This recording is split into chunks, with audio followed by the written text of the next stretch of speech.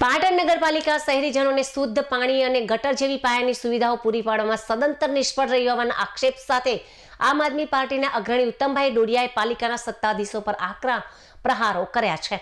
શહેરના જાહેર માર્ગ પર વારંવાર ઉભરાતી ગટરો અને પીવાના પાણીની પાઇપલાઇનોમાં પડતા ભંગાણને લઈને જનતામાં ભારે રોષ પણ જોવા મળી રહ્યો છે।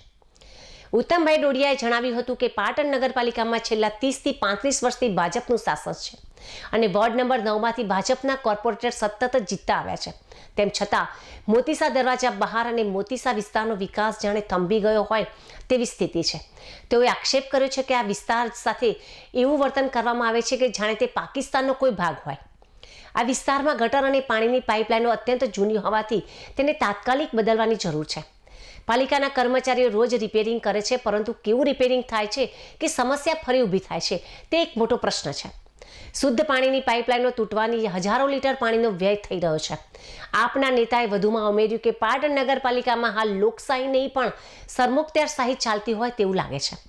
ચીફ ઓફિસર પોતાની મનમાની ચલાવી રહ્યા છે અને જ્યારે અરજદારો રજૂઆત કરવા આવે છે ત્યારે તેમની વાત સાંભળવામાં આવતી નથી।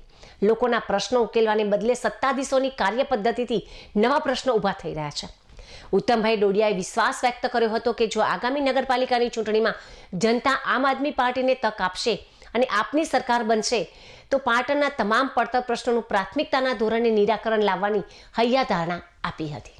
પાટણ નગરપાલિકાની અંદર છેલ્લા 30-35 વર્ષથી ભાજપનું રાજ ચાલે છે અને છેલ્લા 30-35 વર્ષથી પાટણ શહેરની અંદર વોર્ડ નંબર 9 ભાજપના કોર્પોરેટ ચૂંટણી પણ જીતીને આવે છે, પરંતુ પાટણ મોતીસા દરવાજા બહાર અને મોતીસા વિસ્તાર એ જેમ કે પાકિસ્તાનમાં વિસ્તાર ના આવતો એની માફક મોતીસા દરવાજાનો કોઈ વિકાસ કરવામાં આવતો નથી। તમે જ્યારે જુઓ ત્યારે પાટણ મોતીસા દરવાજા બહાર અને મોતીસાની અંદર ગટરો ઉભરાતી હોય છે, પાણીની પાઇપલાઇનો ઉભરાઈ ગયો છે। રોજે રોજ નગરપાલિકાના કર્મચારીઓ રિપેર કરતા હોય, પણ કેવું રિપેર કરે એની કોઈ ખબર પડતી નથી।